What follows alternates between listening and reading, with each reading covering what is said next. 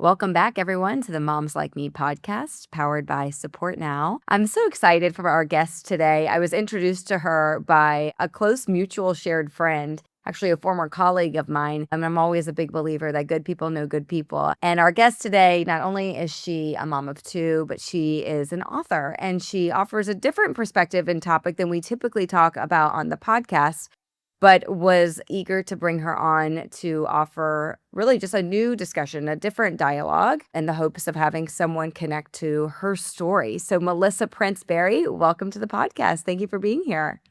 Hi, thank you for having me. Melissa, if you're not watching this on YouTube or you can't see it on social, she has a beautiful podcast background. So if you're listening and you just switch over to see, because she looks like such a total pro here from my view. But Melissa, sorry to cut you off there. Please go on. Oh, I was gonna say with my background, pro up until recently, it was organized chaos.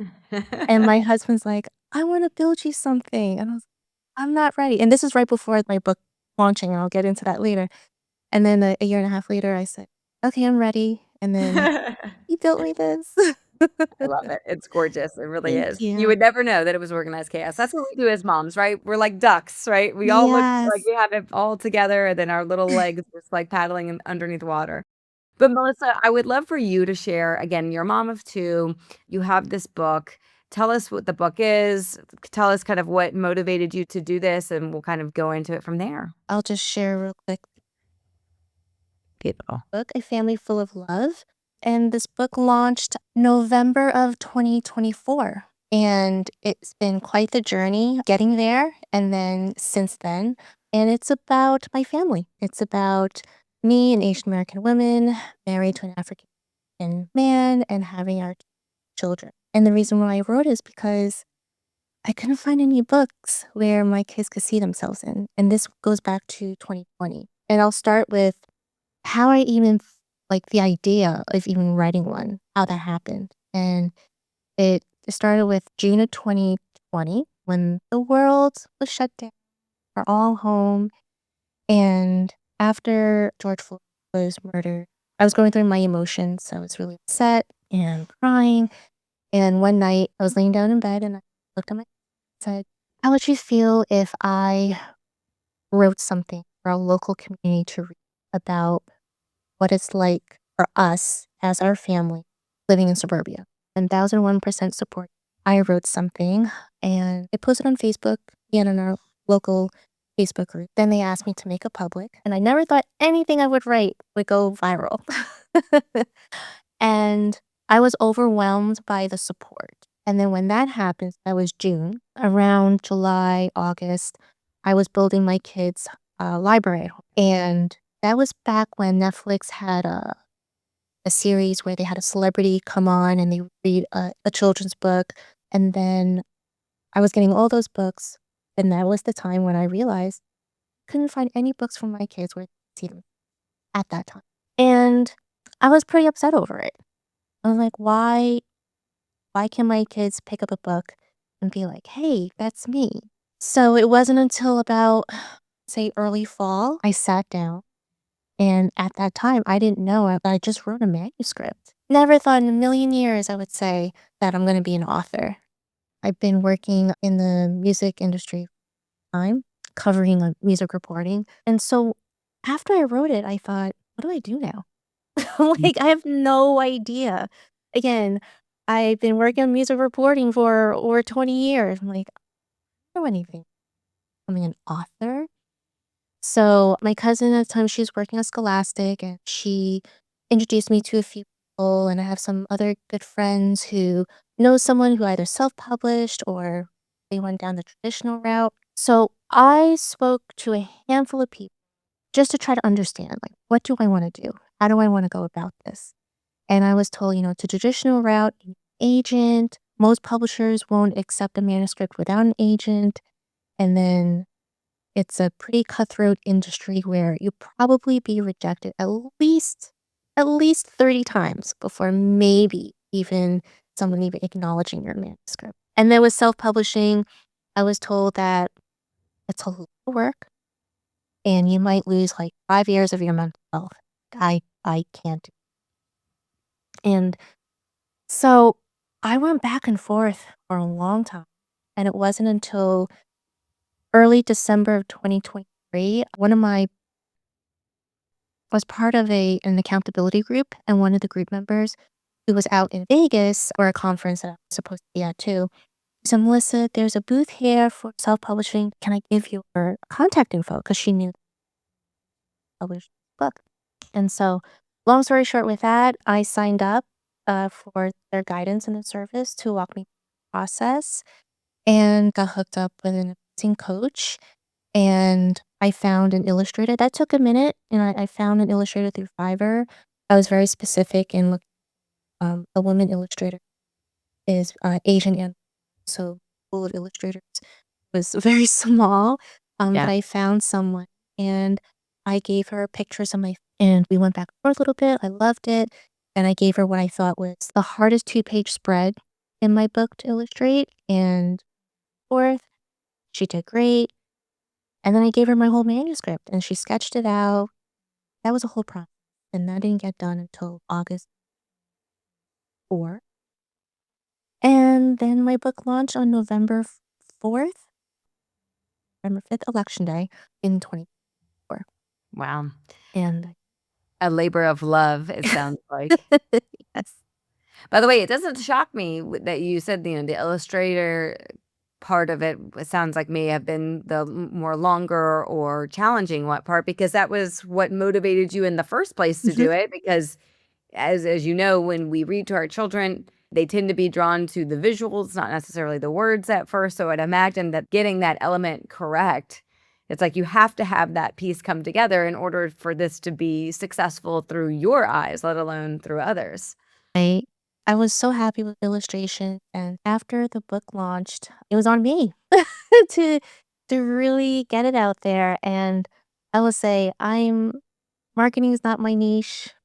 Social media and posting, it's a lot of work, and, I had my full-time job working 5 days a week, and I'm now commuting 3 days a week, and it's 3 hours each day, and still being a mom and taking care of other things, still trying to make it happen and, like, getting it out there. Because for me, I just want kids, like, who look like mine to know that they matter and they're represented in books. And not just, like, kids that look like my kids, but all kids to see, like, we're just like your family. And so as time progressed, I did some book readings at local schools, and then through one of the readings, I ended up being asked to be a keynote speaker at the New Jersey Association School Experience. Got to meet really amazing people, and then I've done I done. I went out to San Diego just to meet some people out there and for a book event, and I went to Princeton University for the Purpose Project and also met there. And during this whole process, I continue to be reminded of how important of getting this done, because there are moments where I'm just like, "I don't know what to do now." But a man come up to me, he's Asian, and he's married a Haitian woman. I never saw a book out there where my kids could see them, and it Mm. meant so much to me to hear that. Just most recently, I've been doing a few free virtual read alouds. When I reached out to a few teachers, and I know that my email may come off a little spammy, I'm just like, let me see who's up for this. And this teacher wrote back to me. And what she wrote to me just again reminded me of why I'm doing this. She said this girl in her class, school, and she was so incredibly drawn to my book, where my book was the first one where she ever read start to finish on her. And she just knows so much about my book, the details and everything. It's meant the world to me. Melissa, I want to pause there for a Yeah. second. So the theme of representation certainly stands out in the early part of our conversation. What can people actually find from a content perspective? What themes? It sounds like it's already been successful in the sense that people haven't previously seen representation in books that where they don't look like the characters or look like the visuals inside the book. But from a content perspective, For people that are interested, can you give us a glimpse of what they can find from that perspective? So with the illustrations, so beautiful. It shows that us as a family of four, we cook together. We go bike riding together. We go on vacations. We go to the beach. Just showing that we're just an everyday family that does the same like most other families do. At the same time, showing the differences Mm. amongst the four of us, but still doing the same thing like any family. And so I do point out that our hair textures are different. And I mentioned straight hair, but my kids have very curly hair. And they had my nose. And I also get into our skin tones. My husband has skin, and my kids have their skin tones between both of us. So I get into the differences, the physical features, and those differences, but show that they're so similar still. Right. And how old were the kids when you started this project? How old were they when it came out, and how old are they now? So when I wrote the manuscript, they were 2 and 4. Okay. And then when it finally launched, say they were 5 and 7. Okay. And now they are 8. Wow. It's when you put it like that, it just kind of shows you just like how much time and how much effort it takes to do something like this. What has their reaction been? Like what has surprised you about their reaction? Was it So underwhelming, overwhelming? Did they just completely get it? I would imagine it might be different for each of them, but mhm. what was that like? In the beginning, because they were so young, they didn't fully understand that their mommy is writing a book about our family. So, but that was back in 2020. So when I finally got a box of, I think I got like 50 copies delivered to the house, and I have a video of them opening the box, and they saw the book, and their reaction was just priceless. And the part that I loved even more, I surprised my daughter, who's our little artist in our house. I ended up publishing 2 of her drawings of us in the back of the book, and she's like, "Wait a minute, those are mine." What? And she pointed to the wall where we have the drawings. But now they really understand what's happening, and it was, I wanna say a few weeks ago, when it was a Read Across America week. One of the days was dress up as your favorite character. I'm gonna dress up like me. Oh, that's so cute. And they ended up wearing, like, the similar colors that they're wearing. Oh. Melissa, how has this process of writing this book helped in your own journey of healing and having to navigate life, both marrying someone that doesn't look like you and then raising children that have to make sense of that as well? It's helped me tremendously because I just wanna put it out there that we matter, and I'll get into I have family members who don't acknowledge the existence of my children. And so this book really like says, hey, they exist, they're important. And I'm just putting it out there that nothing, nothing of such thing of what's happening, like the racism that my children have gone through since they were born, is gonna be like put it will always be loved. That's the most important thing. I want my children to always understand. No matter what's happening, they will always be loved. And, like, that's the most important in this whole process. And do you know that too? I do. Yeah. Yeah. And I would imagine for you, the part of this is the gift of giving them that stability earlier in life where they don't have to wonder. Yes, and I use the book to guide some tough conversations with my children. I know that I probably have had more tough conversations with my kids at a young age than most children. I just thought it was important, and in fact, my next book is gonna be about tough conversation, and it's gonna be following the same journey. Can you share some examples of what that might look like? Yes, so the part that's definitely in the next book, my daughter came home from school one day, I wanna say either she was in kindergarten or 1st grade, and she goes, "Mama, someone told me I'm not half Chinese."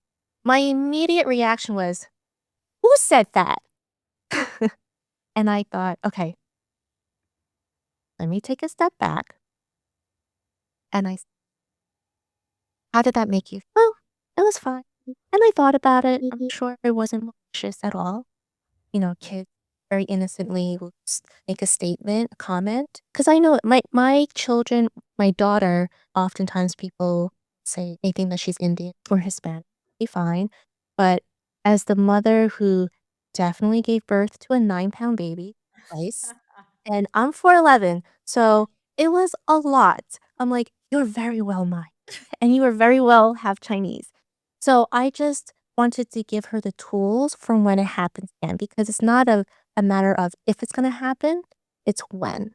And I know that when she gets older, it will be malicious, and that's not even a question. So that was the first tough conversation I had with her. The first tough conversation I remember having with my son was a few weeks before he turned 5, and I explained to him, said, "You know how I spoke in front of a lot of" this is back in April of 2021, the uptick of tax occasions happening, and in my town, I told, "Remember when mommy went and I spoke in front of a lot?" I said, "'Cause there are people out there who don't like me because I'm Asian. There are people who's Black, and there are out there who don't like you because you're Black." I said that, you know, that's a similar situation as to certain people naturally supposed to love my children don't. And just to remember that you have grandpa, you have Papa and Gigi, grandpa and Nana. I mean, everybody wants to be my kid's grandparent. Um, and they love you. You have so many aunts and uncles and cousins and friends that love you. And so that was another tough conversation to say, like, understand happening by certain people. And I remember him saying, "Okay, Mom," I said, "Do you have a question?" "Not right now." And then he gave me a hug. And he occasionally asks me questions. Just answer him. I don't want to sugarcoat and I'll answer it in what I think would be an age appropriate answer at time. Mm. But those are two tough comments. Have you and your husband always been on the same page about how to talk to the kids about things? Yes. So that there's never been any discussion of like, maybe we shouldn't. Been very much on par, same page. We're gonna talk about them.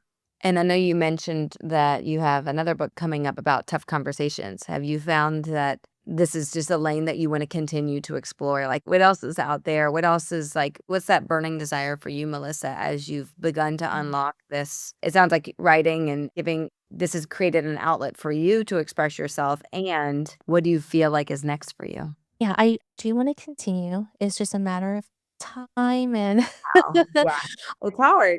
Yeah. yeah, and I think I have about 80% of my manuscript finished, and then I already reached out to my editors. Unfortunately, I think I have to illustrate, but I'm not gonna let anything stop me because just like before, I didn't get into this before, but I did receive a few rejections, and I said to myself, I'm not gonna let that stop me. Something is important. So it's a big bump, but I'm gonna figure it out. Some And I have, the idea of what my third children's book's gonna be too, and I wanna talk about giving back. And because I've met a lot of librarians and teachers past year and a half, I have shared with them about a book for older kids. I was high school, because I know growing up, I felt alone in terms of like being told who I have to be. And I have so many stories about more like my journey since I want to say like 8 years told that I would only be with a Chinese man and to where I am today. And, also going back to that post I wrote that I shared with or on viral, I had a lot of people reach out to me. They were in high school going through the same to talk to. So I really want to write that as well so that anyone who's going through something, uh, someone already been through. Right. Right. Well, and I think what you're talking about here that is consistent with a lot of the moms that we have the opportunity to interview here is how you take what you're given and how do you make it better for other people, for your children, for the community, to make the world a better place, right? These books, they have served sounds like a layered purpose, right? One is for your children, one is for others that may not understand the challenges. And I think at the deepest level, it's also for you because the world is complex, it's evolving. And what I always find admirable about moms like you is that it's easy to have ideas. It's much harder to bring ideas to life. It's even harder to do it when you're balancing a job Mhm. and motherhood. And so, congratulations. It's not easy. And yet you're still pursuing this, which is you've tapped into the entrepreneurship bug, right? Where Yes. you don't know how you're creating the time, how you're creating the energy, but you feel it's important. You feel like you're solving a problem, and therefore it's worth it. And that's the example for your children, from my perspective. That's one of the biggest. I'll share that at one point, my son said to me, Dr. Seuss was rejected 27, right? Adorable. Yeah. That's so sweet. Well, Melissa, where can people find the book? Where can they purchase and where can they support you? Like, this is your great moment to attract. I know you said you're not a natural like social media, promoter, marketer. So I'm going to put you on the spot and say, market yourself. Go ahead. Where can they find the book? Where can they find you and more of you? You could find my book, Family Full of Love, by Melissa Prince-Berry on Amazon. There are ebooks available, a softcover, and a hardcover copy. Amazing. And I have my website, www.melissaprinceberry.com. I'm working on it more. And my social media, Instagram at Melissa Princeberry. And if anyone has tips on getting more followers, let me know. But if you could follow me, that'd be great. Same, same. Everyone's looking to figure out how to crack the impression machine on Yes, on on so Meta these hard. days. It is very hard. It's very loud out there, so it's all about consistency, but you're showing up, you're doing the thing. Melissa Princeberry, thank you so much Thank for you. joining, adding to the conversation, enriching us, and look forward to seeing all that you continue to put out there in the world, so thank you so much. Thank you.